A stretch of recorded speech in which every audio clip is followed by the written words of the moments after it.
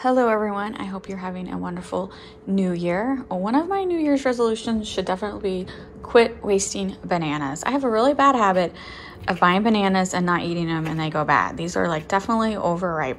So I looked up online for a quick banana bread recipe that I've not done before.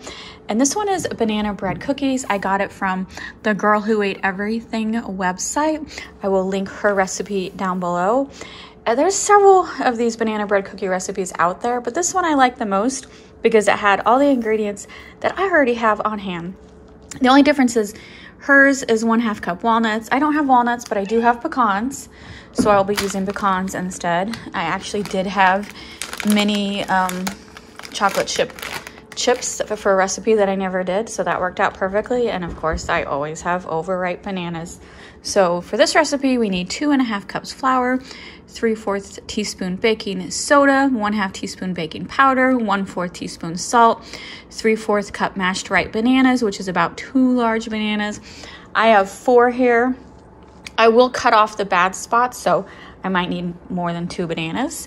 1/2 cup sour cream, 1/2 cup butter, 1/2 cup sugar, 1/2 cup brown sugar, 1 egg, 2 teaspoons vanilla extract, 1/2 cup mini chocolate chips, and I'm gonna substitute pecan halves. So this differentiates from a normal recipe. Is normally you use softened butter. We're gonna actually brown this butter. And I've browned butter a couple times because I make this really good brown butter ice cream. So let me get that started. I got the dry ingredients mixed together. I got the 2 sugars mixed together because once the butter is done browning, we're gonna mix it in with this and let it sit for 5 minutes while I get the bananas ready. All right, I'm adding the browned butter to this.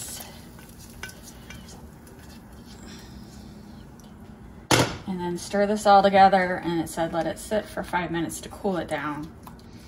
Because remember, that's Herman, if you can hear that cat whining. I'm gonna have to give him a snack, so he'll leave me alone so I can cook. Herman, 2 seconds, I gotta stir this up. All right, I'm gonna try hand mixing this. Let's see, so here is the sugar and brown butter mixture.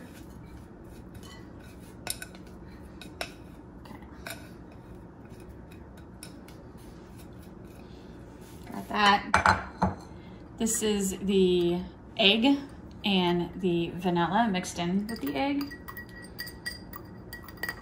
Oh, that was not good. Mix that together. Now it says to mix in the banana and the sour cream.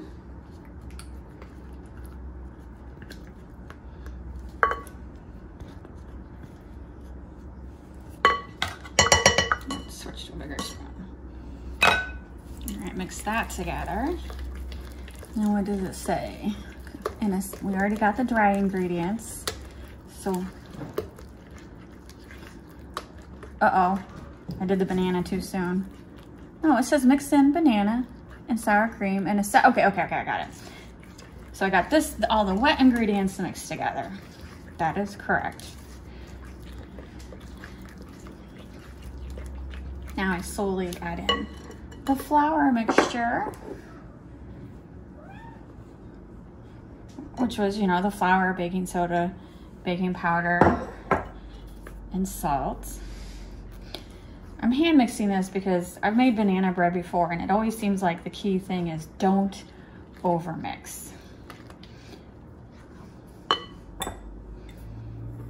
me get that mixed together and then we will stir in the chocolate chips and the chopped pecans. Herman, I don't know what you need. I gave you a snack and you're still crying. I think he just wants attention. All right, let me get this mixed together. All right, it's looking pretty good. And now I'm going to fold in the mini chocolate chips and the chopped pecans. Then it says refrigerate it for a ½ hour. It is sticky, so I will do what it says and refrigerate it for a half hour. It smells so good. Smells so good. Hold on, cat's being bad. Okay, I got him off the counter. I tell you what, it's hard to cook with cats. I love my cats, but since I work from home, they're used to seeing us all the time, and they're very, very needy, which I realize, you know, a lot of cats are not like that. They ignore their humans. Not our cats. They demand attention 24/7. Look how good that looks. I'm pretty excited about these cookies. It's been 30 minutes, so I took the dough out of the fridge.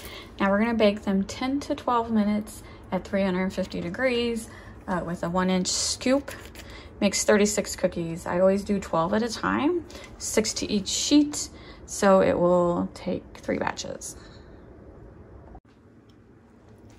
The dough is still very sticky, and this just reminds me why I never, ever use this cookie scoop. They just stick. What am I doing wrong? People, tell me. What's a tip to make them not stick? I'm just gonna go back to my old spoon and spatula method. Here we go. First batch in the oven. It took about 11 minutes. And mine don't really look brown on the edges, but what I always do is I pick up and look at the bottom, and it's pretty brown. So that is done. I'll let them cool for a couple minutes before moving them to the cooling rack and starting on the next batch. Second batch is going in. Looking at the dough, I think it's gonna take me 4 batches instead of the 3 that I originally said. Maybe I'm making them too small, because if you watch enough of my cookie videos, I always think I make them too big. Don't you agree, Sage? Always got some cookie watcher, some cat watcher. Can't do anything without the cats. All right, Robert came downstairs, so I'm roping him into, now these just came out of the oven. This is a quick taste test. Okay. Never had these before. Don't worry, you're not on camera. I don't want to be on camera. You're not on camera. I don't want to be. I don't want to be. This is delicious. It's like banana bread. It's banana bread in cookie form. It's absolutely delicious. It's cooked just perfectly. Herman wants it. Can he have it? There's chocolate chips in it. No. Is that a dog thing? A cat's allowed to have chocolate? I'm not allowed to have it either. Still allowed to have banana? I gave him a treat and he's still whining. I think he just wants to be held. Hold him. All right, this was delicious. I would do this again. Oh my God. A good recipe. If you could just see these cats. They want the cookies too. Third round going in. Mama's wrong again. Recipe was right. It did only take 3 rounds. So 36 cookies altogether. So in summary, the recipe was enough for 36 cookies. I loved it. I would definitely do this recipe again.